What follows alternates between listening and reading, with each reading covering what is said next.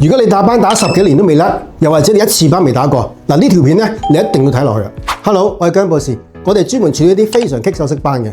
我哋好多客人都喺出邊打到絕望先嚟揾我哋嘅，因為打到絕望先認真揾資料，睇下邊間中心真正有實力。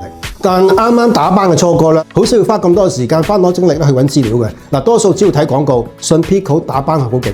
究竟點解打班打極都唔甩呢？根據我哋多年嘅經驗咧，主要有2大原因嘅。第一個原因就係分錯班咯。唔好以為打10幾年班就肯定自己知道咩班啊！我哋見過唔少客人以為自己荷爾蒙班，但實際根本唔係。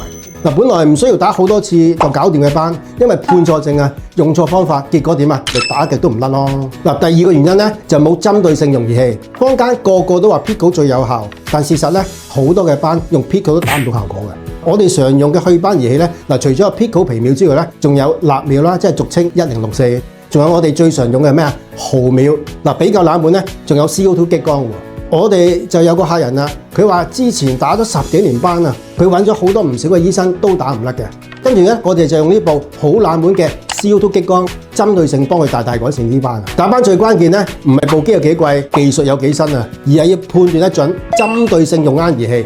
如果你想了解自己係咩班，或者邊部儀器最啱你，歡迎預約我哋免費皮膚分析。